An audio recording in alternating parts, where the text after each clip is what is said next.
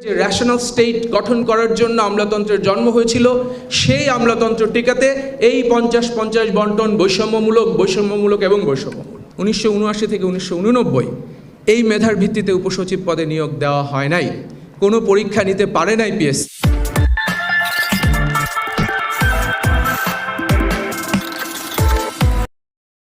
যে rational state গঠন করার জন্য আমলাতন্ত্রের জন্ম হয়েছিল, সেই আমলাতন্ত্র টিকাতে এই 50-50 বন্টন বৈষম্যমূলক এবং বৈষম্যমূলক। আমি আসি আমাদের ঐতিহাসিক সিলসিলা থেকে। প্রথমে শুরু করি সিভিল সার্ভিসের ইতিহাস। মেধাভিত্তিক সিভিল সার্ভিস শুরু হলো 1858 সালে।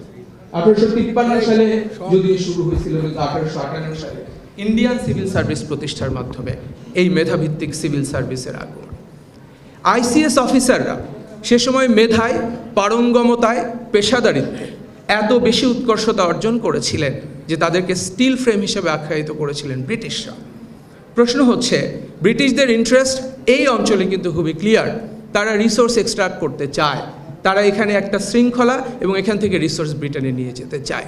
কিন্তু ইন্টারেস্টিংলি আপনারা যদি দেখেন, 1947 সালে যখন দেশভাগ হলো, ভারত এবং পাকিস্তান দুজনেই কিন্তু এই আইসিএস এর আদলেই সিভিল সার্ভিস গঠন করলো।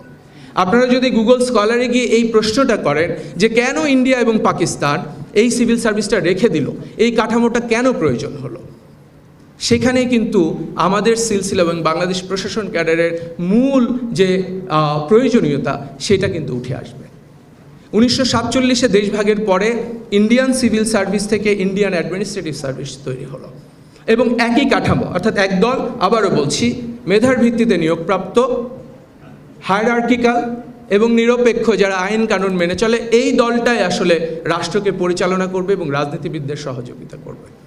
1947 থেকে 1971 এই সময়ে কিন্তু আমাদের যারা পূর্বসূরি, আমরা যাদেরকে সিএসপি অফিসার বলি, 1971 থেকে 1980 তখনও কিন্তু বিসিএস প্রশাসন ক্যাডাররাই ওই আইসিএস এবং ওই আইএএস এর কাজগুলো করেছে। এবং আমি একটু জাস্ট ক্লিয়ার করতে চাই, আইসিএস এবং আইএএস হচ্ছে এমন একটা গ্রুপ অফ ইন্ডিভিজুয়াল যারা মেধার ভিত্তিতে নিয়োগ পায়, যারা শুধু একটা নির্দিষ্ট পলিসি বাস্তবায়ন করে না, বরং অনেকগুলো পলিসি বাস্তবায়ন করে এবং সমন্বয় করে, মোস্ট ইম্পর্টেন্টলি, এবং যারা আইন এবং রাষ্ট্রের সাথে সম্পর্কিত।